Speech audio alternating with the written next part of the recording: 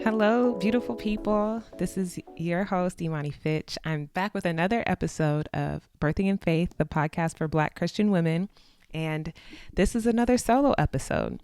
And I have mixed feelings about this episode, to be honest. So I don't know. Let's just get into it. I really feel like I can't have this podcast, this type of podcast, without an episode speaking specifically and blatantly to the whole reason why we need this type of podcast, why we need this space in the first place. Like if birth and motherhood in America were in an ideal place or even up to standards, I highly doubt this podcast would even exist because, that would mean there was a sense of equality, of equity, and even flourishing. But unfortunately, for all women and especially Black women in this country, there are just major issues in our healthcare system and specifically in the maternal and fetal outcomes. I just want to give a trigger warning that I will be mentioning death and obstetric violence and trauma. So I just want to get the frustrating and almost depressing part out of the way, okay? First, we've heard the stats, right? The US has the highest maternal mortality rate, which is counted from labor and birth to a year postpartum in all of the developed countries. And that number is, as of 2021, 32.9 deaths per 100,000 live births. And then breaking it down even more, where I'm in Georgia, we rank near the top for maternal mortality in the country at 66.3 deaths per 100,000 live births from year 2018 to 2020. I'm reading these stats straight from the website, according to the CDC. And so the majority of these deaths are preventable, which is heartbreaking, absolutely heartbreaking. And it makes us ask the question, what is causing this? What is causing women to die if it's preventable? And I'm so glad you asked that question. Let's break it down. So we're looking at 5 categories of causes of death in postpartum. So we have number 1, heart-related conditions. That's 15%. And those are things like cardiomyopathy, heart failure, and hypersensitive disorders, aka preeclampsia. And then infections, sepsis, make up 12 to 13% of that number. Hemorrhage, which is massive bleeding, make up 10 to 12% of that number. Blood clots, 9 to 10%. And lastly, mental health issues, 9%. And that's either suicide or overdose from substance abuse. And that is just so sad to me. I don't know if anyone else can relate, but that number invokes fear. And I know it did for me when I was pregnant and thinking about, okay, I have to give birth. And I know so many Black women that are literally afraid to become pregnant and have babies because of the reality that Black women are dying. Women are dying, period, but especially Black women are dying. And so I think it's pertinent to really just go through the history of obstetrics in our country. I'm not talking about going all the way to ancient days. I'm just talking about the last 150 years. Let's just go back. Let's go through the history of it all. Over the years, I've read books and watched documentaries and movies. And then I also have done research for this episode on this topic. And so I will link books and resources that you can check out to find out more information about this. But I find it fascinating to just see how we've come as a nation of people over the last few years and how we treat women having babies. And so in the late 1800s, birth was 90 to 95% at home, attended by midwives or family members. So it was 100% a community event, a tradition, basically. And there was, at that time, just a very high risk for mom and babies to die I think like most of us know that we can think of like colonial times and think about how people were just dying from having babies, and that was kind of a normal occurrence. But at that time, Black midwives, known as granny midwives, attended births for both Black and white families. And so we moved to the early 1900s, and in urban areas, hospitals became the primary place where women were having their babies. About 50% of births were in the hospital, and this is where birth really became medicalized. And you see the white male doctors replacing the granny midwives. Pain management, this was around the time of like women's suffrage, and like women's rights was really important. So women were wanting to not experience pain anymore with their births, and so they introduced twilight sleep, which was a medication that combined morphine and scopolamine, which the point was to not have any pain. And when you ask women after birth, like, did you have pain, they would say no, but really they just didn't remember the pain. They still had the experience, but they could not remember. And these women were so heavily sedated that they had to be restrained, and they were completely unaware of their birth experience. Interestingly enough, I found out that my grandma was in twilight sleep when she had my dad. And so it's not as distant as you think. And around that time, penicillin was also introduced. And so maternal and infant deaths decreased drastically because of aseptic techniques and ability to fight infections. So we're seeing progress and dynamic shift in what birth looks like in this country. And so by the 1950s, almost 100% of births were in the hospital, and it was highly controlled by doctors, minimal input from the moms or the family members. And so it was normal to have a episiotomy, which is where they cut the vagina so that the baby can come out, and they use forceps. And mind you, these women are sedated for the most part, so they're feeling it, but it's being done anyway because they're not aware enough to push. So they have to use a forceps to bring the baby out. They have to cut in order to bring the baby out. And then they also introduce Pitocin to get labor to progress. Remember, these women are not involved in the process, so they have to add procedures and medicine to help that along. Mothers were just outside of the decision-making process, and there was a high emphasis on controlling labor. Like, that's where we get the bell curve of labor from. They basically systemized and approached it scientifically. And then C-sections started to occur more commonly, even though it was still not all the time, but it was for like medical emergencies. And then there was a high focus on like, okay, we're going to make this process efficient. Like, how can we shorten labor? How can we just have a standard instead of birth being whatever it needs to be for the baby to come in from mom, to encourage this process along? Then, of course, in the 60s and 70s, we have this like movement of natural childbirth. This is when like people like Grantley Dick Reed and Lamaze, and if you know about Ina May Gaskin, like her farm was popping in the 70s. And they were trying to go back to the old ways. It was all about rebellion and revolt back in the 70s and 60s. So even birth was a part of that.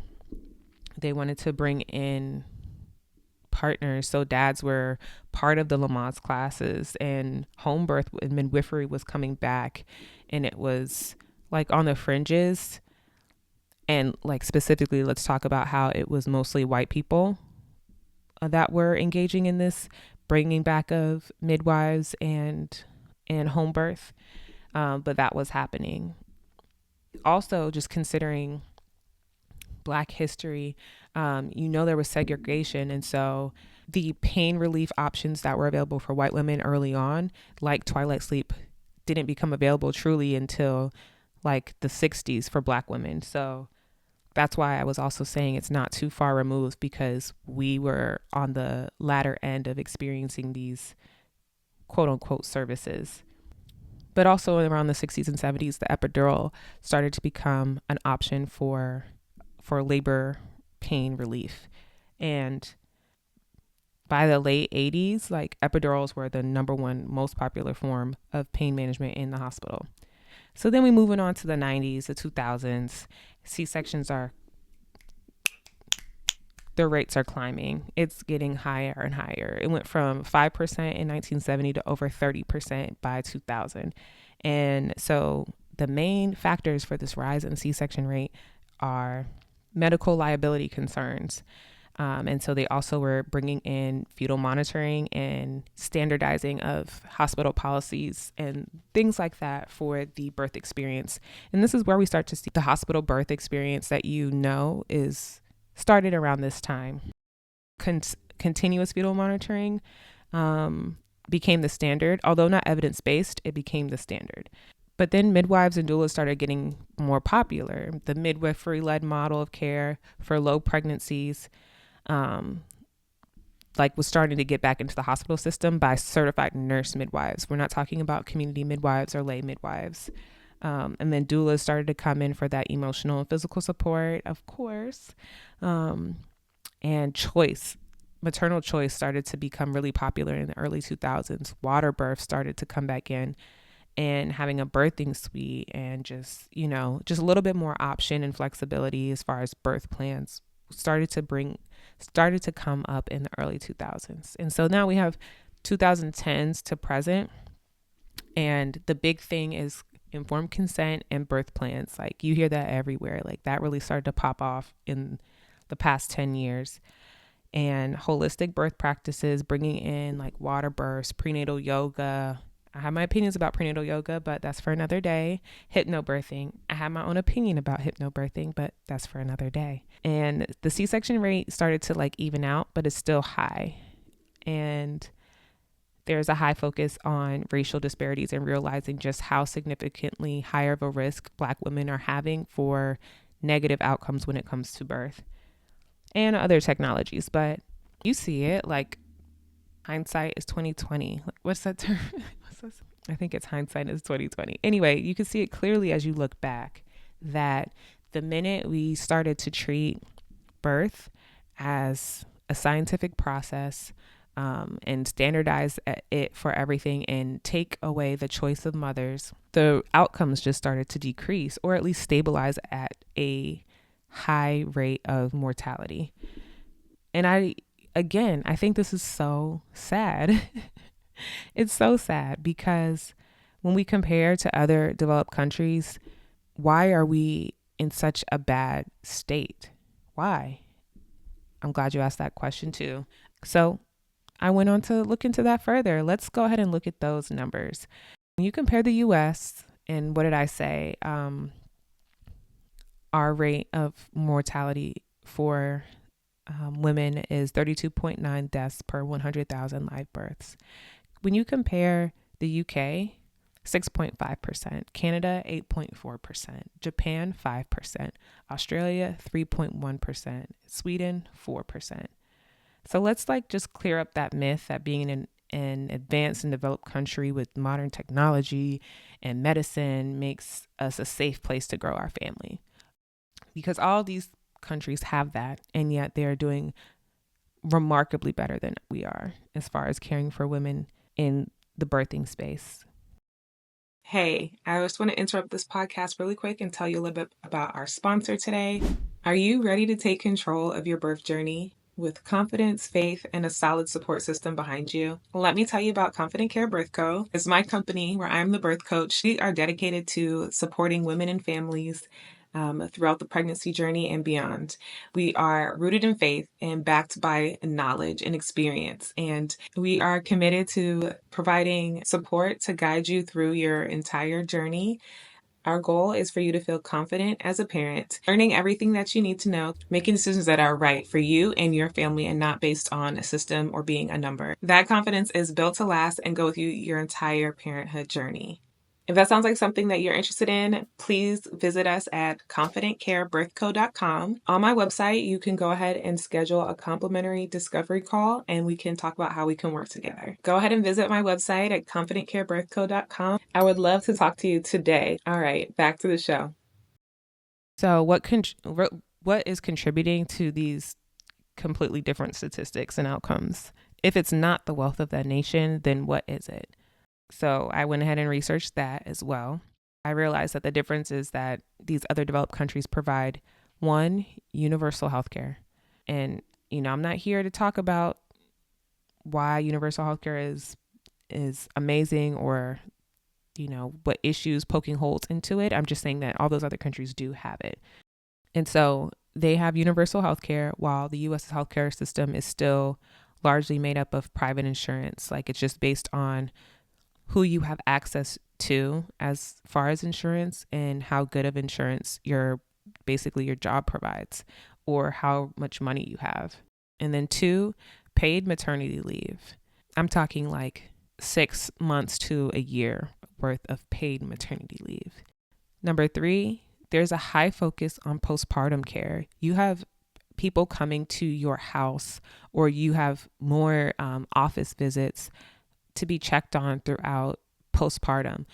In the US right now, what is normal is that if you have a C-section, you get a 2-week appointment to check on your scar and a 6-week appointment to check on your recovery overall, like everything. And then if you had a vaginal birth, you have a 6-week appointment and that's it. And y'all know these appointments are like 15-20 minutes long. And then the first question that they want to ask you is, what are your plans for birth control? Like, that's all we get. How are we so shocked that women are not doing well in postpartum if that's all we get for postpartum care? Anyway, number 4, these other countries have a high emphasis on the midwifery model of care.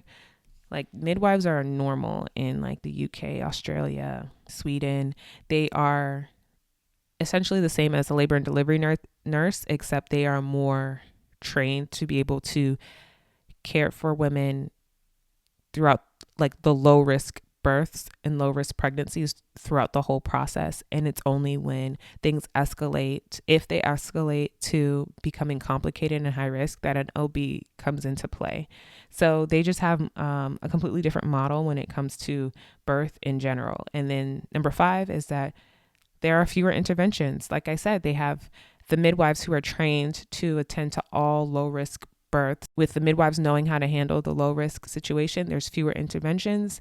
And once it goes out of their scope, then it gets escalated. It's not like everyone gets interventions put into their labor experience. And so, like, to me, what I see is that all of these countries understand that birth is not a disease process, but it's a natural event that requires close attention for the possibility of complications, but it's not like going in thinking that everyone's about to, become emergency C-section. It really seems like they understand that women need to be tended to and supported in the way that fits the individual, and as needed, intervention is escalated, but it's not like a one size fits all situation. And then additionally, postpartum is about social support and care and recovery, and there's just a high emphasis on the postpartum side. So all in all, it's really unfortunate, but in the US, we just don't have the infrastructure in place that prioritizes the well-being of women and children. Let's just call it like it is. And so if that's the case, if it's not provided for us, then we have to create it ourselves. And I believe as Christians, we know that we live in a fallen world. We know that we live in a broken world.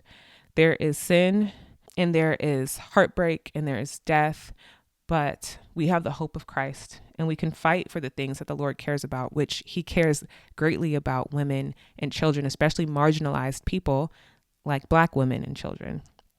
And so when we partner with God, we can see redemption and renewal in the dry places. And I see the birth space from preconception to postpartum as that dry place where the enemy continues to try to bring death and devastation. No one can say they don't see it. For so many women and families, if there is a death experience, then there's some type of trauma associated with the process of bringing life. Like, you can't tell me that isn't of the enemy. And God designed birth and God designed family. It's a blessing that he's given to us. It's obvious that the system isn't in a rush to make changes, so we have to do that work for ourselves. And that's why I'm passionate about trusting God and doing the work. It's like my friend and doula who would say, this is about reclaiming birth back to the kingdom. And so this is the why behind this podcast and my business, to encourage and motivate women and families to become not only educated, but motivated and hands-on which leads to confidence and empowerment that the Lord will use to bring redemption into growing your family. And so that was a lot. That was heavy. But I really hope this information sinks in and leads you all to pray and to take action. If you're a woman who wants to have a baby ever, this is your encouragement to seek out support, to seek out education, because that is what is going to make the complete difference in your experience. If you don't desire to have any children, share this with someone who does. Talk to people who do. Let them know that they should be thinking about these things, because your experience in birth radically shifts who you become and who you are and how you see life. And for me, my desire is that everyone would come out of birth feeling confident and empowered, that everyone would walk in their motherhood journey feeling confident and empowered, so that you can show up as your best self for those that you care for and that you do life with. As a labor and delivery nurse with a background in research and evidence-based care, this approach to look at the why is so important to me. And it really drives the type of care that I give. I think it is the heartbeat of my approach to birth work. And this is just the tip of the iceberg, I can't talk about everything in this episode. So I might do a part 2, but this is just the beginning of my perspective as I navigate advocating for and supporting women and families in birth and postpartum. So that's all for me. Go ahead and follow us at Confident Care Birth Co. on both Instagram and TikTok. Go ahead and message me and tell me what you thought about this episode. And if anything stood out for you, I would love to connect and just talk more about how we can make a shift in the birth space for our good and for God's glory. I'll meet you on the next episode.